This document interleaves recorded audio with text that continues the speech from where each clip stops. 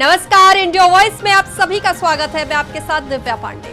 उत्तर प्रदेश के मुख्यमंत्री योगी आदित्यनाथ ने एक नया ऐतिहासिक कीर्तिमान स्थापित किया है। वे राज्य के इतिहास में सबसे लंबे समय तक मुख्यमंत्री पद पर बने रहने वाले पहले नेता बन गए हैं। उन्होंने इस मामले में प्रदेश के पहले मुख्यमंत्री रहे पंडित गोविंद बल्लभ पंत का भी रिकॉर्ड तोड़ दिया है। योगी आदित्यनाथ ने अब तक 8 साल 4 महीने और 10 दिन का कार्यकाल पूरा कर लिया है, जबकि पंडित गोविंद बल्लभ पंत का कुल कार्यकाल 8 साल और 127 दिन का रहा था। तो वहीं सीएम योगी आदित्यनाथ ने 19 मार्च 2017 को उत्तर प्रदेश के मुख्यमंत्री पद की शपथ ली थी। उनके नेतृत्व में भारतीय जनता पार्टी ने 2022 के विधानसभा चुनाव में भी बहुमत हासिल किया था, जिसके बाद वे लगातार दूसरी बार मुख्यमंत्री बने।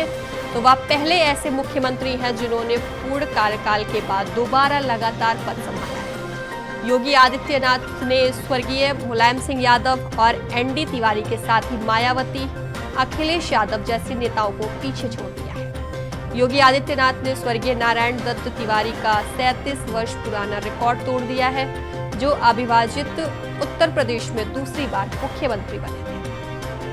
तो वहीं सीएम योगी आदित्यनाथ ने लगातार विधान भवन की प्राचीर पर 8वीं बार ध्वजारोहण किया है, जो एक नया रिकॉर्ड है। उनके नेतृत्व में उत्तर प्रदेश को नई पहचान मिली है। वहीं योगी आदित्यनाथ उत्तर प्रदेश के 22वें मुख्यमंत्री हैं। वह उत्तर प्रदेश के पहले ऐसे मुख्यमंत्री हैं जिन्होंने पूर्ण कार्यकाल के बाद दोबारा लगातार पद संभाला है। तो बता दें आपको, सीएम योगी ने एक नया इतिहास रच दिया है, जहां यूपी के वे 33वें मुख्यमंत्री हैं और उन्होंने 19 मार्च 2017 को मुख्यमंत्री पद की बतौर उत्तर प्रदेश के मुख्यमंत्री पद की शपथ ली थी। आज उन्होंने अखिलेश यादव, स्वर्गीय मुलायम सिंह यादव, मायावती, हर किसी का रिकॉर्ड तोड़ दिया है। सीएम योगी ने, आपको बता दें, 72 साल का रिकॉर्ड तोड़ा है, जहां सबसे लंबे समय तक मुख्यमंत्री पद पर रहने का रिकॉर्ड सीएम योगी आदित्यनाथ ने तोड़ा है। तो मैं इस मुद्दे पर चर्चा करने के लिए हमारे साथ हमारे गेस्ट जुड़ गए। परिचय करवा देती हूँ। सपा से नेता राकेश अहिर हमारे साथ जुड़ गए। राकेश अहिर जी, आपका बेहद स्वागत है। तो वहीं बीजेपी नेता नवीन शर्मा जी हमारे साथ जुड़ गए। नवीन शर्मा जी, आपका भी बेहद स्वागत है। तो मेरा पहला सवाल नवीन शर्मा जी आपसे यह, मुख्यमंत्री योगी आदित्यनाथ ने एक बार फिर से नया कीर्तिमान स्थापित किया है। लंबे वक्त तक वह इस पद पर काबिज रहे हैं, क्या कुछ कहना चाहेंगे इस पर? नमस्कार, प्रणाम सभी दर्शकों को, इंडिया वॉइस परिवार को, तो हमारे साथी प्रवक्ता राकेश जी को भी और आपको भी। देखिए, भारतीय जनता पार्टी की दोबारा लगातार सरकार, जो जनता ने आशीर्वाद देकर हमारे माननीय पूज्य योगी आदित्यनाथ जी को मुख्यमंत्री जब बनाया 2022 में, तो वो भी एक रिकॉर्ड वहीं से शुरू हो गया था कि दोबारा लगातार भारतीय जनता पार्टी के मुख्यमंत्री आए। तो इसमें उत्तर प्रदेश के सभी 40 करोड़ हमारी जनता, मतदाता परिवार का आभार व्यक्त करता हूं कि ये रिकॉर्ड हमारे माननीय योगी जी के ऊपर आया और भारतीय जनता पार्टी की सरकार आज जनता के आशीर्वाद से चलाने के कामयाब मुख्यमंत्री के रूप में वो हासिल हुए। और इसके लिए उनका ये परिश्रम, उनका ये संगम, उनका ये कहीं ना कहीं हिंदुत्व राष्ट्र के प्रति और ईश्वर और जनता के प्रति जो मेल जोल था, ये उसका आशीर्वाद है। और योगी जी ने तो बहुत से रिकॉर्ड तोड़ दिए हैं और हम सब बहुत खुश हैं कि भारतीय जनता पार्टी की पुनः सरकार में एक रिकॉर्ड तोड़ने वाला मुख्यमंत्री हमारे पास है। उनका नाम श्री योगी आदित्यनाथ जी है और ये इनको ढेर सारी आपके दर्शकों की तरफ से मैं बधाई देना चाहूंगा माननीय मुख्यमंत्री जी को और भारतीय जनता पार्टी के सभी कार्यकर्ताओं को, जिनके आशीर्वाद से ये रिकॉर्ड माननीय मुख्यमंत्री जी को मिला है। चलिए ठीक है। राकेश अहिर जी, सीएम योगी नया कीर्तिमान स्थापित किए हैं, लंबे वक्त तक मुख्यमंत्री पद पर काबिज है, तो ऐसे में उन्होंने स्वर्गीय मुलायम सिंह यादव, अखिलेश यादव, सबका रिकॉर्ड तोड़ दिया है, क्या कहेंगे इस पर आप? जी, सही कह रहे हैं, सबका रिकॉर्ड तोड़ दिया। और उत्तर प्रदेश में जो पंडित गोविंद बल्लभ पंत के कैटेगरी में आप कह रहे थे, आपके इंट्रो भी चल रहा था, और कि उनका भी रिकॉर्ड तोड़ दिया। मगर उन्होंने देश के लिए कुर्बानी दी और स्वतंत्रता संग्राम में उनका योगदान रहा। पंडित गोविंद बल्लभ पंत का एक जो विचार था वो निर्मल जल की तरह था। योगी आदित्यनाथ कार्यकाल भले पूरा कर लिए हो, बेहतर कर लिए हो, और जैसे नवीन जी ने कहा कि ये बहुत बेहतरीन है, बधाई भी दी है, मगर हमारे नजरिए से कार्यकाल में उत्तर प्रदेश की प्रगति कहाँ है, उत्तर प्रदेश का विकास कहाँ है? आज अगर उत्तर प्रदेश का विकास और प्रगति होता तो मुझे भी बहुत अपार खुशी होता कि मुख्यमंत्री योगी आदित्यनाथ के कार्यकाल में उत्तर प्रदेश का विकास और बेरोजगारी दर कम हुआ हो और नौजवानों को सड़क पे न घूमना पड़ रहा हो, किसानों की आय दुगनी हो जानी चाहिए थी, डीजल पेट्रोल सस्ते हो जाने चाहिए थे, अस्पतालों में आज भी जो लाइन लग रही थी वो लाइन नहीं लगनी चाहिए थी। तो ऐसे अगर काम होते तो दिव्या जी मुझे लगता है कि इस देश में और प्रदेश में एक अलग सा माहौल बनता। मगर जो पंडित गोविंद बल्लभ पंत का जो योगदान था वो देश समर्पित योगदान था। उन्होंने पूरे अपने कार्यकाल में गृह मंत्री पे रहते हुए उनका निधन हुआ था। उन्होंने पर्यावरण पे सबसे ज्यादा जोर दिया था। उन्होंने शिक्षा के लिए भी बेहतर काम किया था और आज ये शिक्षा पे कितना बेहतर काम कर रहे हैं। आपसे भी नहीं छुपा है, न देश से छुपा है, न प्रदेश से, आपके दर्शकों से भी नहीं छुपा। आज शिक्षा सबसे निचले स्तर पे चली गई है। आप बताइए 13% जो है पूरे शिक्षा का बजट खर्च होना चाहिए था, मगर खर्च तो कागजों में हो रहा है। अदम गोड़वी साहब की एक कविता है कि तुम्हारी फाइलों में गांव का मौसम गुलाबी है, ये आंकड़ा झूठा है, ये दावा किताबी है। तो ये आंकड़ा वाली सरकार है और आंकड़े पे ही सब कुछ है। अभी आपको बता दें कि बताइए हमें कहने में भी शर्म आ रहा है कि मैं उस प्रदेश की प्रशंसा कर रहा हूं, उस मुख्यमंत्री का भी प्रशंसा नवीन जी ने कर रहे थे कि बताइए हम 600 महिलाओं को ट्रेनिंग देने की व्यवस्था में फेल हैं। जो 600 महिलाओं को, सिर्फ 600 महिलाओं को, और उन्हीं के गृह जनपद का मामला है मुख्यमंत्री जी के, 600 महिलाएं सड़क पे आना पड़ा, उनको लाचारी आनी पड़ी, उनको बेबसी से उनको आंदोलन करना पड़ा। और यहां तक वो कहें कि बताइए मेरे बाथरूम में कैमरा लगाया गया। तो आप सोचिए कि महिला के प्रति और जो निष्पक्षता के प्रति ये कितने खड़े हैं। बताइए अभी मथुरा में दरोगा ने महिला सिपाही के साथ रेप कर दिया। आज एनसीआरबी का डाटा क्या कर रहा है कि उत्तर प्रदेश में प्रतिदिन 10 महिलाओं का रेप हो रहा है, 10 हत्याएं हो रहे हैं। तो ये काम अगर इस पे होता तो मैं उन्हें और बेहतरीन बधाई देता और शुभकामनाएं देता उनके कार्यकाल का। मगर ये स्वास्थ्य पे फेल है, ये सुरक्षा पे फेल है, ये जो है जितनी भी मूलभूत आवश्यकता है।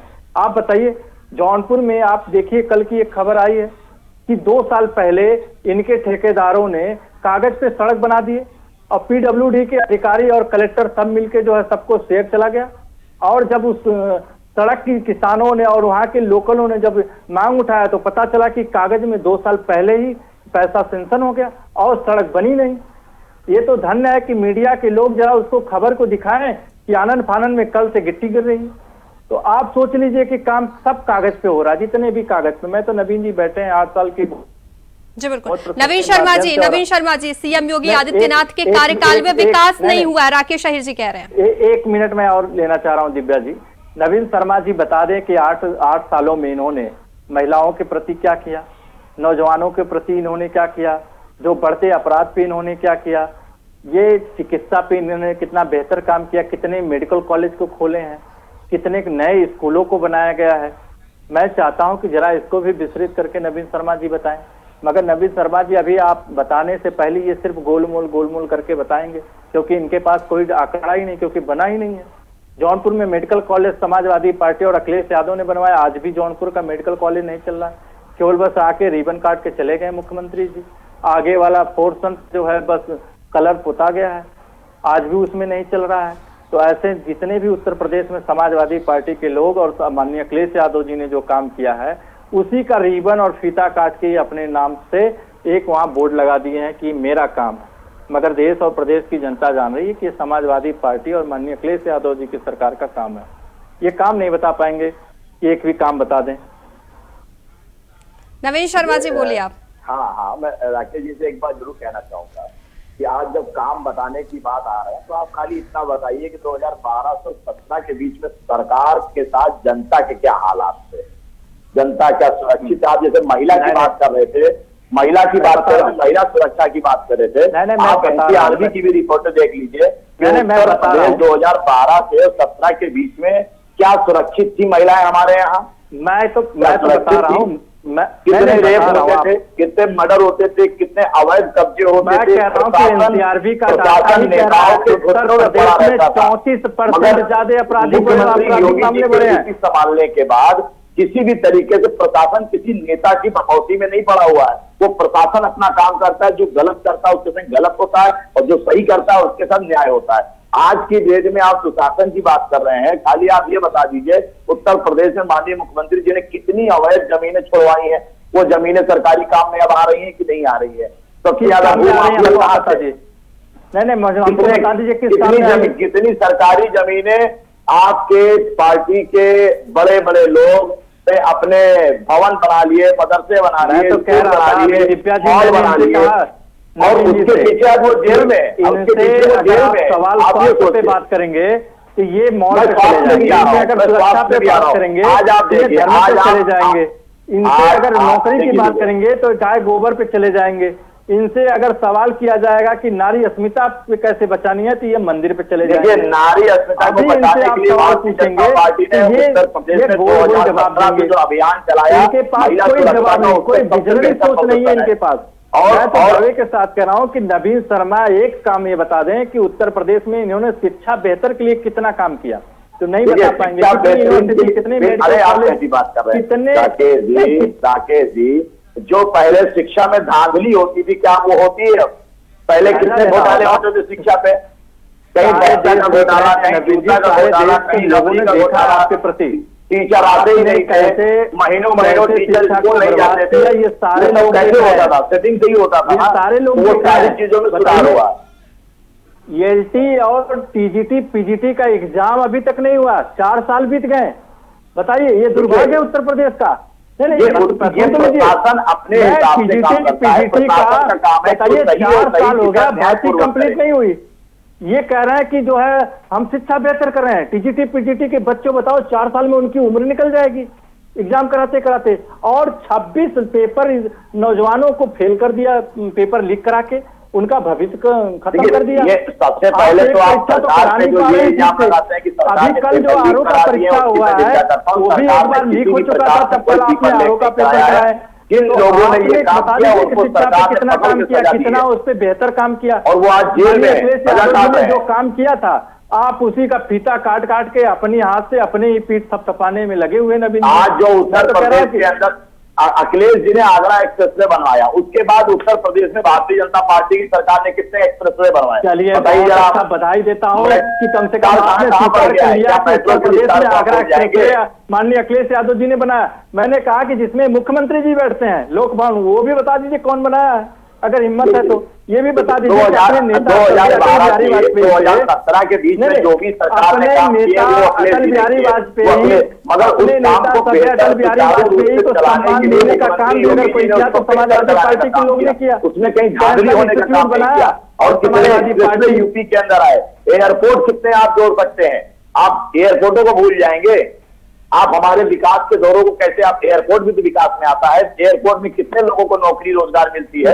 आप कितने अस्पताल बनाए उत्तर प्रदेश में? उत्तर प्रदेश। चलिए ठीक है नवीन शर्मा जी, मुलायम सिंह यादव, मायावती, अखिलेश यादव, सबका रिकॉर्ड सीएम योगी ने तोड़ दिया है। फिर विधानसभा चुनाव आने वाला है, क्या कुछ तैयारी है आप लोगों की? देखिए, मैं एक चीज जरूर बताना चाहूंगा, हमारे साथी प्रवक्ता बैठे हैं।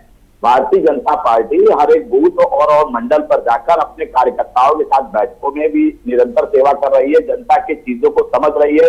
जो इधर हम 8 सालों में चीजें हमसे टूट चुकी हैं या छूट रही हैं, हम उनको भी नए सिरे से जोड़ रहे हैं और कोशिश कर रहे हैं कि हम 2027 में जनता के लिए और भी ऐसी योजनाएं लेकर आए जो उनके लिए, उनके बच्चों के लिए, भविष्य के लिए बहुत मजबूत हो।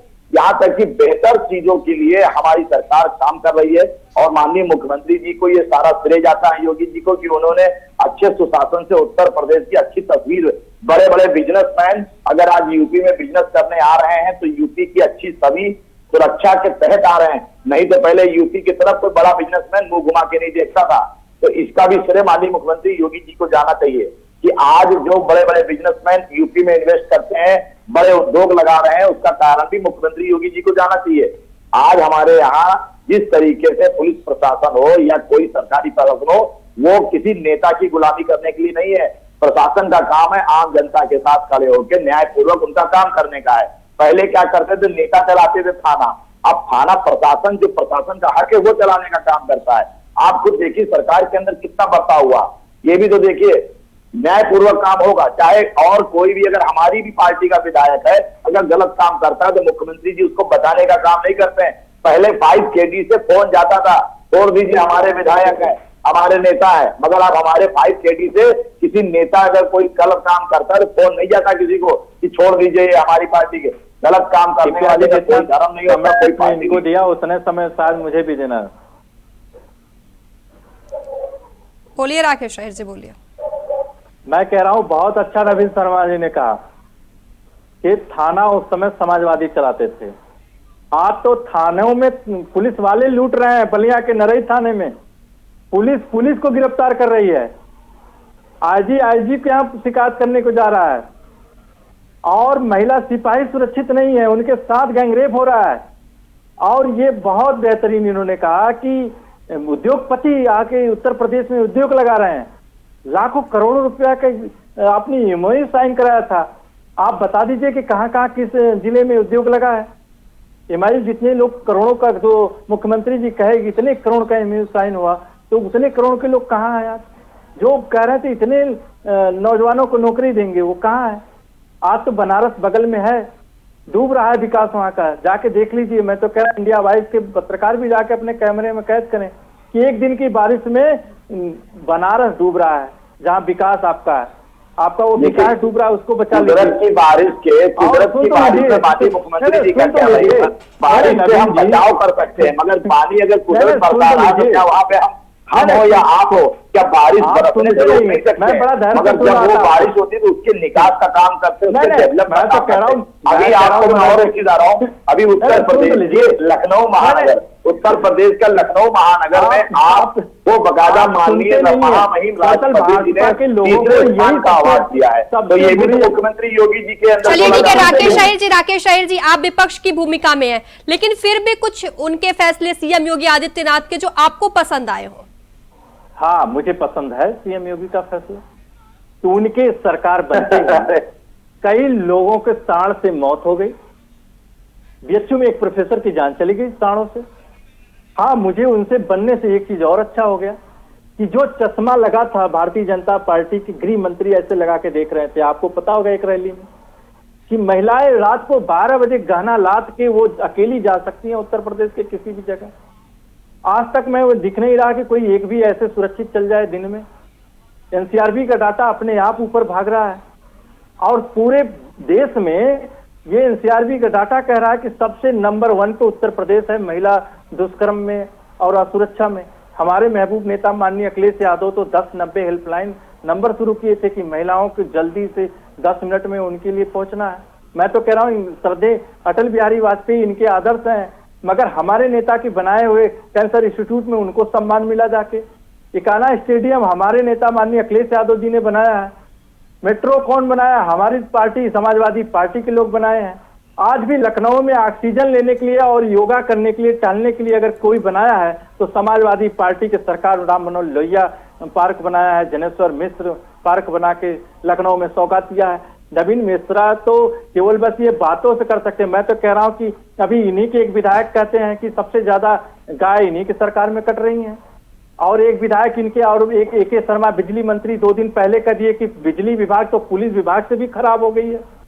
आप सोचिए, और आप पहली बात कह रहे थे, आप ये पता कर लीजिए कि जो अधिकारी काम नहीं कर रहा मैं कह रहा हूँ कि कार्रवाई हो रही है, किसी भी विभाग का हो, किसी भी मंत्री कह रहे हैं कि बिजली विभाग पुलिस मंत्री जी को बकायदा मुख्यमंत्री जी ने कह रखा है मंत्री जी जो कह रहे हैं तो फिर काम नहीं करेगा, उसको आप बकायदा उसके साथ जो भी कार्रवाई करिए। जनता को सुख मिलना चाहिए। सोच नहीं है, कोई काम ही नहीं आपने किया उत्तर प्रदेश में, सिर्फ नफरत फैलाया, जाति को जाति में लड़ाने का, धर्म को धर्म में लड़ाने का। जात की बात काम नहीं किया राकेश जी, आपकी पार्टी ने तो पीडीए बना दिया, हमारी पार्टी ने पीडीए नहीं बनाया। हम सबका साथ, सबका विकास, सबका विश्वास, सबका प्रयास लेकर चलते हैं।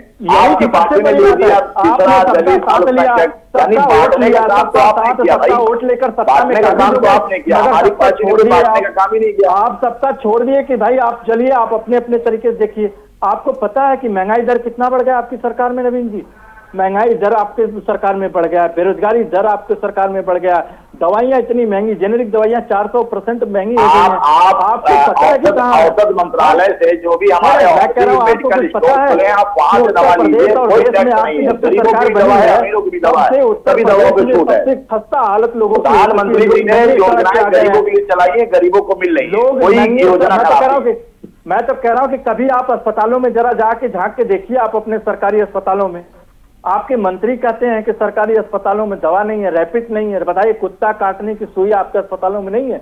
इससे बड़ा दुर्भाग्य और इससे बड़ा शर्म की बात नहीं हो सकती है कि बताइए, जो हमारे किसान मजदूर, आप तो आय दुगनी कर रहे थे किसानों की, 50 बोरी किलो की आती थी, मगर उसमें भी 5 किलो टेनी मार लिए और 45 किलो की बोरी कर दिए। आज बिजली की क्या हालत है उत्तर प्रदेश में कि मुख्यमंत्री जी को बैठक बुलानी पड़ी। और बताइए, जिसमें बिजली मंत्री जा रहे हैं जिस कार्यक्रम में, वहां लाइट कट जा रही है, उस जिले में लाइट कट जा रही है। तो आप इससे अंदाजा लगा सकते हैं कि धान की बिजाई कैसे किसान कर रहा है। जिले में बिजली मंत्री जा रहे हैं, वहाँ के अधिकारियों पे क्या गाज रही है? मैं कह रहा हूँ कैसे हो रही है? मैं कह रहा हूँ, अगर फीडर डाउन हो रहा है तो इसका मतलब है कि उनकी जवाब नहीं है, बिजली अधिकारियों मंत्री कह रहा है कि भ्रष्टाचार बिजली का कर्मचारी कर रहे हैं। आपके खुद मंत्री का बयान है, उन्होंने कहा कि करोड़ों का बिल पहले भेजते हैं बिजली अधिकारी और फिर उसमें भ्रष्टाचार। चलिए ठीक है राकेश जी, चलिए ठीक है राकेश जी, आपने इतना सारा आरोप लगा दिया, लेकिन जनता ने उनको यह मौका दिया है कि लंबे समय तक काबिज रहे अपने पद पर, कुछ तो बेहतर किया होगा सीएम योगी ने। दिव्या जी, मैं बहुत अच्छा आपने सवाल किया। मैं तो कह रहा हूँ कि सिर्फ ईवीएम, एक इन लोगों का जो जीव है जिसमें प्राण बसा हुआ ईवीएम से चुनाव जिस दिन अभी हटा दिया जाए, अभी उत्तर प्रदेश नहीं पूरे देश से इनकी सफाया हो जाएगा। ये उत्तर प्रदेश ही नहीं, पूरे देश की मैं बात कर रहा हूँ। आप सोचिए, बिहार पड़ोसी राज्य है, वहां किस तरीके से चुनाव आयोग के दबाव में बना के कैसे वहां बेईमानी कर रहे हैं कि भारत के नागरिकों को वोट का देने का अधिकार जो बाबा साहब ने दिया था संविधान में, अधिकार छीनने का काम कर रहे हैं। मैं कह रहा हूँ, जब पैन कार्ड, आधार कार्ड, वोटर आईडी जब हटा दिया जाएगा, निर्वाचन आयोग मैं कह रहा हूँ, मैं तो दावे के साथ कह रहा हूँ निर्वाचन आयोग अभी तक पूरे देश का इतना कठपुतली रहते ही नहीं है, मगर भाजपा का 10 सीटों का नंगा देखा। 22 लाख लोग दुनिया में नहीं है। बताइए, वोट डालने से पुलिस आपका रोक रहा था क्या? या पूरा देश वीडियो नहीं देखा? ये डिजिटल नवीन और दिव्या जी नहीं छुपा सकती हैं। सारे लोग जान रहे हैं कि चुनाव आयोग कठपुतली बन चुका है भारतीय जनता पार्टी का। देखिए, भारत के ज्यादा लोगों को वोट देने से अधिकार छूट रहा है। आयुक्त का भी सम्मान है और उनकी ईमानदारी पर नहीं करना चाहिए। वो एक विभाग है, उन्होंने विभाग में काम करने का काम किया है। अगर वो ईमानदारी से काम नहीं करेंगे, अगर रोहिंग्या आए, अगर बांग्लादेशी अगर आए, अगर पाकिस्तान के लोग आए, तो फिर आप 10 सालों से क्या कर रहे थे दिल्ली में? गृह मंत्रालय आपके पास है, इंटेलिजेंस आपके पास है। ये 10 साल से आए हुए लोग नहीं है, ये 7 साल जो हमसे पहले कांग्रेस की सरकार आपकी। तो राकेश अहीर जी, अगर ईवीएम, राकेश अहीर जी मेरी बात सुन लीजिए, नवीन शर्मा जी आपके पास आऊंगी। राकेश अहीर जी मेरी बात सुन लीजिए, अगर ईवीएम हटा दिया जाता है तो 2027 में आपकी वापसी हो जाएगी? मैं तो कह रहा हूं कि हमारे नेता माननीय अखिलेश यादव जी का वीडियो सदन का आप निकाल के सुन सकती हैं। हम समाजवादी लोग हैं, हम लोग कभी झूठ नहीं बोलते नवीन शर्मा की तरह। हमारे नेता सभी सदन में कहते 2024 का लोकसभा का जो चुनाव जीते हैं, इसका मतलब है आप भी गलत चुनाव जीते हैं ईवीएम में। आपकी जो सीटें आई है उत्तर प्रदेश में, यानी कि आपको जनता ने इतनी सीटें, हमारे नेता माननीय अखिलेश यादव जी ने भी कहा था, हमारे नेता माननीय अखिलेश यादव जी ने भी सदन में कहा था कि मैं 80 की 80 सीट भी अगर ईवीएम से मैं जीत के आऊंगा, तब भी मैं ईवीएम के पक्ष में। तो इसका मतलब है कि आप आज भी मैं सम्मान नहीं करते, समाजवादी नहीं, मतलब जो लोगों ने आपको वोट दिया है, आपने उनका सम्मान छोड़ा है, आपने उनका अपमान किया है। अपमान कुछ नहीं, ये देश की जनता ने आपको, उन्होंने उन लोगों ने जाके वोट दिया, आपको उन्होंने आगे बढ़ाया और आप उनका अपमान कर रहे हैं। लोकतंत्र की आपको ईवीएम पे भरोसा करके आप जीत जाइए। लोकतंत्र का प्रदेश और मैं कह रहा हूँ हिमाचल प्रदेश में कांग्रेस की सरकार की ईवीएम से तो आई है, भारतीय जनता पार्टी तेलंगाना में प्रधानमंत्री ईवीएम की देन है कि प्रधानमंत्री जी बनारस से जीत गए, नहीं तो ईवीएम न होता तो इस बार आपके प्रधानमंत्री जी प्रधानमंत्री जी बनारस नहीं आएंगे। हमारे भारतीय गंगा माँ भी समझ गए थे कि बनारस में मोदी जी ने आके छला है, गंगा माँ भी जान गई बनारस में गंगा माँ बुलाई है, बिल्कुल नहीं, ये और नहीं, गंगा माँ आज बिल्कुल भी नहीं है, वैसे ऐसा कुछ दूषित भी नहीं है, है। वैसे भी दूषित है। आपके दिल्ली पोल्यूशन बोर्ड का रिपोर्ट है और उत्तर प्रदेश पोल्यूशन बोर्ड का रिपोर्ट है, वैसे ही गंगा दूषित है। आज भी गंगा अपनी दुर्दशा को ही झेल रही है, कोई आपने कुछ काम नहीं किया। नमामि गंगे पे बजट आपने भले खा लिया, खा के ढका लिया। आप अगली बार नहीं, ये तो बिल्कुल बेबुनियाद बात कर रहे हैं। कोई बजट कोई मंत्रालय में नहीं खाया जाता है। मंत्रालय बहुत साक्षात काम कर रहा है। आज तक दिल्ली में 11 साल की सरकार है, आप चेक कर लीजिए, आज तक कहीं भी कोई वकील नहीं पहुंचा है। प्रधानमंत्री जी बनारस अगली बार नहीं लड़ने आएंगे, आप देख लीजिएगा। मैं अभी से भविष्यवाणी कर रहा हूँ सर, ये पार्टी के अपना नेतृत्व तय करती है कौन व्यक्ति कहाँ पर लड़ेगा। भारत के प्रधानमंत्री है, वो पूरे देश से कहीं भी चुनाव लड़ सकते हैं, उनका पूरा अधिकार है। और आप भी पूरे, मैं तो कह रहा हूँ मुख्यमंत्री अपने जनपद को तो देख ठीक कर ही नहीं पा रहे हैं, अपने जनपद गृह जनपद। चलिए ठीक है, समय का अभाव होने के कारण आप दोनों को ये रोकना पड़ेगा। राकेश शहीद जी आपका धन्यवाद, नवीन शर्मा जी आपका भी बेहद धन्यवाद। तो आपको बता दें, सीएम योगी ने एक बार फिर से इतिहास रच दिया है। उन्होंने सबसे लंबे सीएम रहने का इतिहास रचा, रिकॉर्ड तोड़ दिया। यूपी के 33वें मुख्यमंत्री हैं सीएम योगी आदित्यनाथ। तो फिलहाल यह आरोप प्रत्यारोप का सिलसिला तो जारी रहेगा। अब यह देखना बेहद ही दिलचस्प होगा कि क्या सीएम योगी एक बार फिर उत्तर प्रदेश में अपना परचम लहरा पाएंगे। फिलहाल के लिए बस इतना ही, बने रहे इंडिया वॉइस के साथ। नमस्कार।